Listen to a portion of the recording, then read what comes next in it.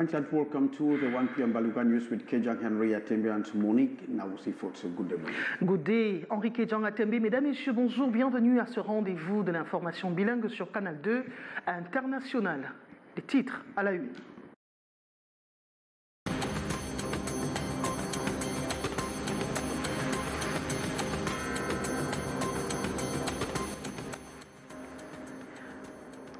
Fon Chomintan Kevin II, désormais libre de ses mouvements, le chef Bambalan dans la région du Nord-Ouest a été extrait des mains des séparatistes au terme d'une opération menée par les forces de défense et de sécurité. Par ailleurs, président de la Chambre des chefs, Fon Chomintan Kevin II a passé 18 mois en captivité. Les réactions du gouverneur de la région du Nord-Ouest, Adolphe Lélé-Lafrique, dans ce journal, ainsi que celles des membres de sa famille. Northwest House of Chiefs welcomes their president Fon Chomintan Kevin Yakum, released from captivity after 18 months in the forest with separatists.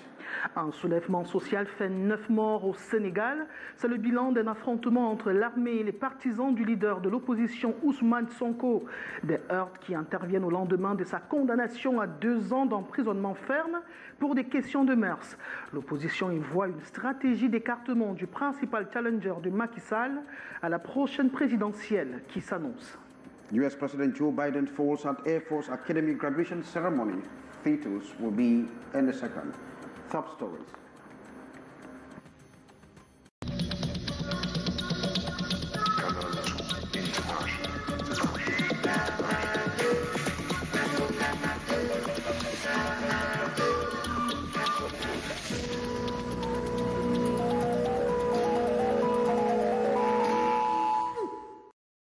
You're welcome to the 1 p.m. Baluga News with Kejang Henry and Monique Nawusi. You can hook up with us on our social media and on Canal D and International, on YouTube and on our web pages.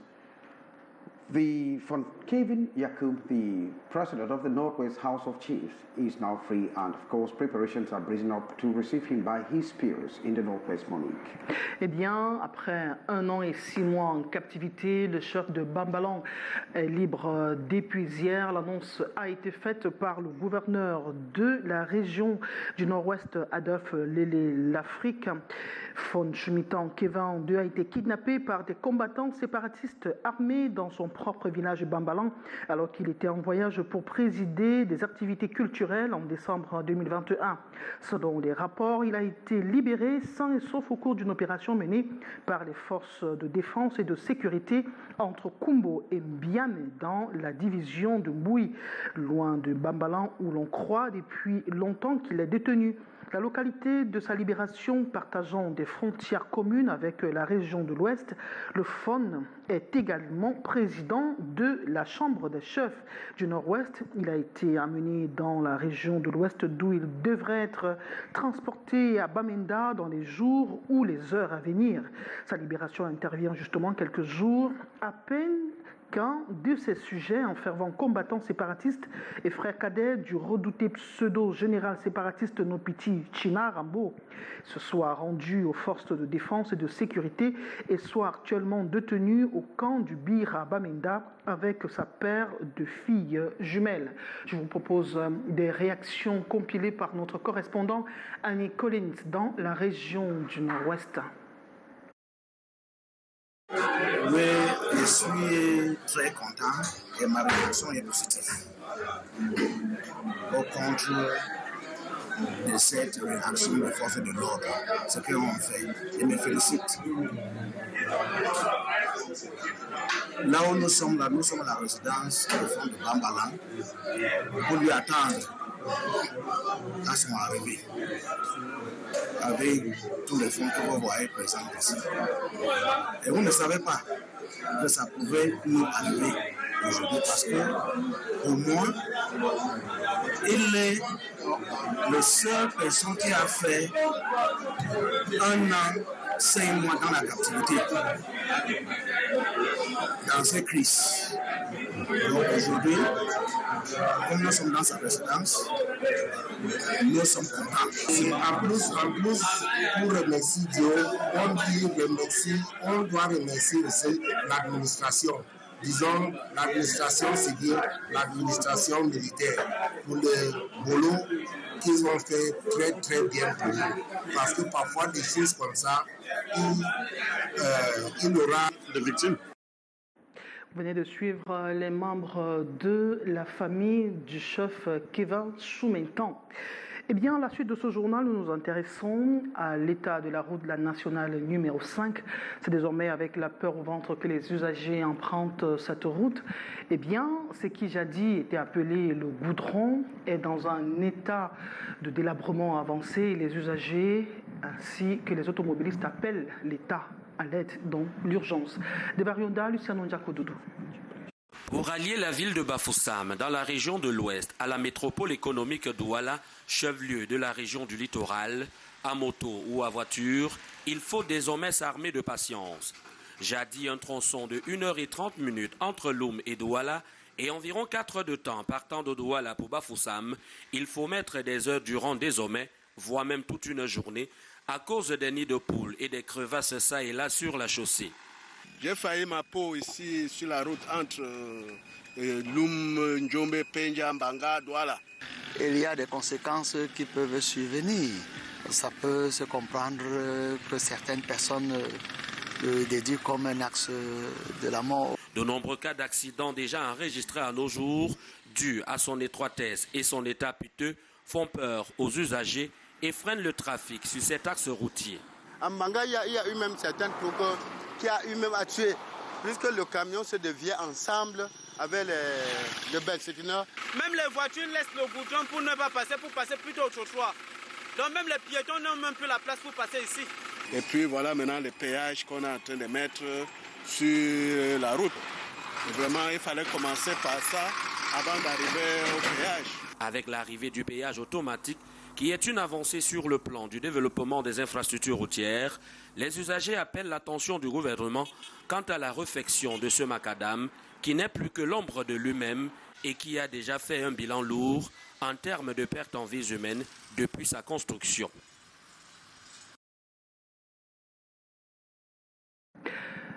La nationale numéro 5 fait partie des routes appelées le triangle de la mort au Cameroun au regard de son fort taux d'accidentogène. Nous allons poursuivre ce journal en restant dans les rues ou sur les voies routières avec la campagne initiée par le ministère des Transports en vue de limiter les accidents de la circulation. La campagne va s'étaler du 1er juin dans Dépuisières jusqu'au 30 septembre, car dans les prochains jours, le flux des passagers sur les routes va augmenter avec cette période de vacances et va densifier l'activité des agences de voyage. Joël Diom 3. En guerre contre les accidents de la route, la brigade de la circulation et de la prévention routière du ministère des Transports en première ligne en cette période de vacances dans les agences de voyage ce 1er juin 2023 au quartier Van à Yaoundé, ceinture de sécurité, pneumatiques, visite technique, passe au scanner des équipes sur le terrain. Les chauffeurs subissent des alcotests et des toxicotests afin d'éviter que des chauffeurs prennent la route sous l'emprise d'éthanol ou de drogue, mettant en danger des passagers. Nous sommes conscients de sensibiliser, mais aussi cette fois-ci réprimer toutes les personnes qui vont mettre la vie des autres en danger sur la voie publique. Cette campagne qui va durer 3 mois vise 0 accident de la circulation sur les routes nationales, ce qui passe aussi par la lutte contre le transport clandestin. Ce véhicule de couleur bleue, pris en flagrant délit de ramassage sauvage, va subir toute la rigueur des équipes du ministère des Transports. Donc ce que nous devons attendre, c'est qu'il n'y ait pas d'accident pendant cette période et au-delà. Aux côtés des équipes du ministère des Transports, la société civile. Nous venons accompagner le ministère pour passer le message de sensibilisation sur la sécurité routière. Clients et chauffeurs apprécient cette opération coup de poing. C'est une bonne initiative parce que quand les gens meurent, nous ne sommes pas contents. S'il n'y a pas un ministère des Transports, le travail ne peut pas aller. Il faut quand même tirer les oreilles. L'objectif déclaré, 0 mort sur les routes durant les 3 prochains mois et au-delà. Le maçon sera jugé au pied du mur. Le mois dernier, plus de 30 personnes ont laissé leur vie sur les routes du Cameroun, notamment sur la nationale numéro 3 et dans la partie septentrionale. La suite de ce journal, c'est avec vous, Henrique Dion Atembe. This fanfare and jubilation in the Northwest region, particularly within the circles of the Northwest House of Chiefs, following the release of one of theirs, von Kevin Yakum Shumentan II, after 18 months in captivity. The Northwest House of Chiefs is present up to welcome their peers, as we get from this report, courtesy Ambo Gladys and Annie Collins. Preparations are hotting up in Bamenda and at the Northwest Regional Assembly to receive the President of the House of Chiefs this Friday, June 2nd. The Vice President of the Regional Assembly was released from captivity Thursday, June 1, in Boy Division after a security operation by Defense Forces. I would like, therefore, not only to congratulate the security service and military men that carried out the operation, but also thanks the population and all those who involve themselves freely in the process of bringing back safely the fun of Bambalang. At this makeshift palace at Up Station, many turned up last evening upon getting the information.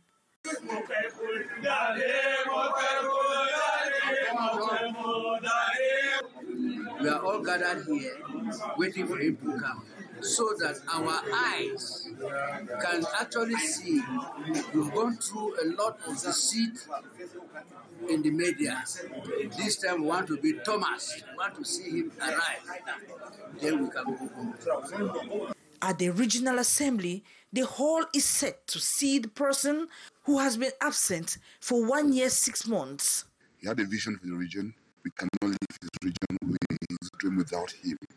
So come, you put the things in place as I now think that Norwest will be a better place to live. You're with a brother or with a father that has been taken away from you, not as if he has died, but captured, and you are not with that person. Automatically, you won't be yourself. It's as if one of your arms has been cut off. So now I think all our arms are back, and by God's grace, I think everything will be as it used to be. Von Yakum Kelvin Shimantang had been in captivity since December 20, while in his village for a revival of their cultural activity, balked by the current security crisis. And the resurgence of attacks attributed to Boko Haram in the far north region of Cameroon is giving the population sleepless night. This is the reason why the far north regional governor, Mijiwa Bakari, has called for the population to be vigilant and redouble efforts in order to stamp out the resurgence of Boko Haram following fresh attacks. Sherifa Saleh. The governor of the Far North region, Mijiawa Bakari, is requesting for the massive mobilization of the population following recent deadly Boko Haram incursions in the region. The call comes on the heels of the latest deadly attack by the terrorist group in Mura, on the border with Nigeria. Security sources say on Monday night the jihadists targeted a mixed checkpoint at the entrance into the town, killing 4 people, including a civilian. Governor Mijiawa says it is up to the population to mobilize, stay on the alert, and immediately report any instances of suspicious behavior and movements of strange persons in their localities. He also urged the defense and security forces to redouble their vigilance to counter the fresh terrorist threat the Far North is facing, a resurgence of attacks attributed to Boko Haram. According to newspaper reports, the soldier was killed earlier Tuesday in Zigage by suspected Boko Haram terrorists. Before then, on Sunday, a civilian was killed when members of the terrorist group raided the locality of Ngechewe in the Mayo-Tsanaga division. Governor Mijiawa says Boko Haram might have been weakened, but wants the terrorist group is not finished yet. Last April, the Minister of Defense Joseph Betia Somo announced the reinforcement of security measures in the Far North to check the resurgence of Boko Haram activities. Thanks very much, Sherifa Saleh. And the Minister of Transport has launched what is called the Route Tolerance Road Safety Campaign as children will be going on holidays. This campaign is coming on the heels of serious road accidents, too many of which have claimed too many lives. Details with Gamo Beatrice. The long vacation has begun, so too the increase in the number of persons traveling from one town to the other. This interurban mass transportation, flourishing time for business. Agency owners abusively use drivers for economic gains. The tendency of overloading the vehicles because we want to transport more persons, the tendency of speeding to arrive at destination so that they can make several trips for this particular gain. The special road safety campaign launched this June 1st is to contain these risk factors and so reduce road accidents. In 2017, we had 119 deaths within this same period because of these same factors. Stopping at some 3 travel agencies this Thursday at the Van neighborhood in Yaoundé, the Circulation and Road Prevention Brigade at the Ministry of Transport went to work immediately, checking to ensure wearing of seat belts, examination of drivers' timetable, tires of buses, and alcohol test on drivers as they sensitize the population. We noticed collaboration between passengers, traveler companies with the brigade of the Minister of Transport to apply the measure in order to secure all the passengers.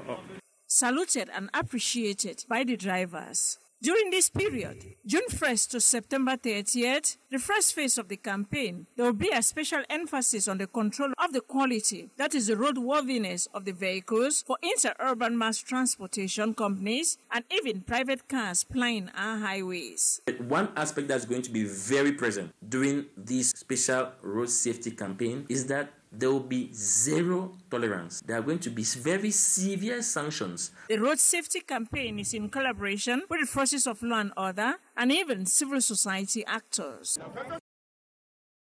And of course, arts and culture features on our menu. Eh bien, on parle de stand-up party, acte 9, nous y sommes. Douala accueille ce vendredi soir l'humoriste ivoirien, le magnifique. Eh bien, les participants à ce show ont été révélés au cours d'un point de presse à Douala. Elisabeth Ngoum, Ludovic Ngopsu.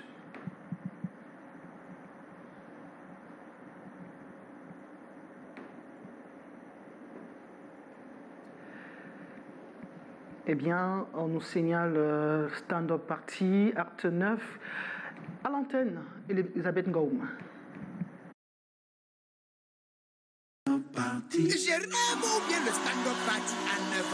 Ils viennent du Cameroun, de la Côte d'Ivoire et du Bénin, ces artistes humoristes qui vont prester à la 9e édition du stand-up party. Plus qu'un spectacle panafricain du rire, c'est surtout une niche pour jeunes talents. La particularité de cette édition, c'est qu'il y a des nouveaux humoristes, ça veut dire qu'on essaie d'innover. C'est une joie immense pour moi de partager la scène avec mes frères d'ici et d'ailleurs. On dit Côte d'Ivoire, les éléphants arrivent. Tu vois, c'est la Côte d'Ivoire, il faut représenter le pays. Et puis cette année, on a décidé qu'il n'y aura pas seulement un défilé d'humoristes sur scène, mais un véritable spectacle d'humour. Moi, mon papa m'a dit, quel que soit le problème que tu as, mange d'abord. Sinon, tu vas te créer un autre problème. Les comédiennes Sylvanie Ndieng et Frida Choco-Bronzé sont, entre autres, les artistes qui vont égayer le public. Vous savez, le stand-up party réunit de véritables stand-uppers, des faiseurs de rire. Au Cameroun, déjà, nous n'avons pas beaucoup de femmes humoristes, surtout stand-uppeuses. Nous avons pris la crème de la crème. Vraiment, ces filles qui vont défiler devant vous ce vendredi pour la 9e édition du stand-up party s'habillent peut-être en dentelle, mais en termes de one-man show, elles ne font pas dans la dentelle.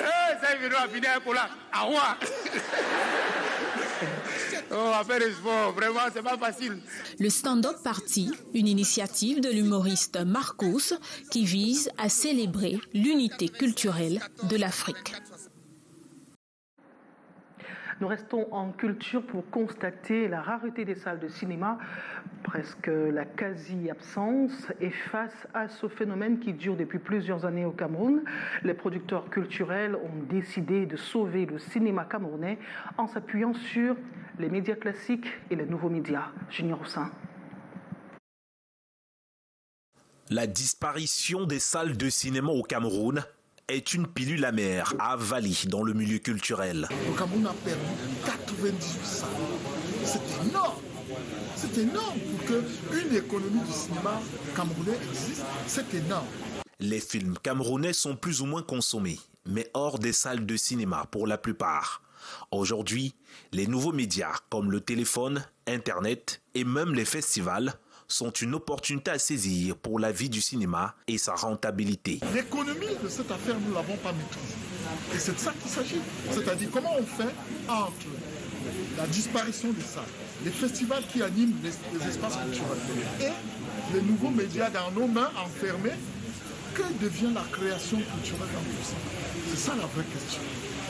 Les rencontres audiovisuelles de Douala en abrégé RADO, qui est un festival de cinéma et de l'audiovisuel africain, entend apporter des solutions pour sortir le cinéma camerounais de la cave. Elles entendent mettre en avant la force des réseaux sociaux et les médias classiques tels que la télévision. On montre quand même que nous sommes dans un pays où la culture est valorisée. En tout cas, c'est le challenge qu'on essaye justement de relever.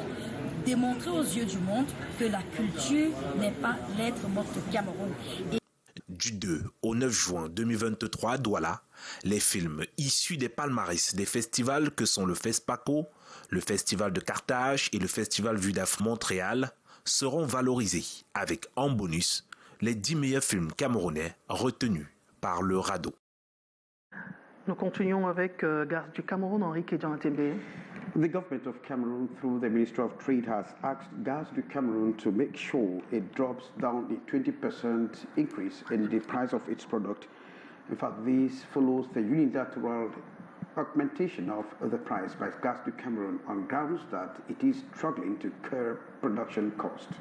Details in the following report.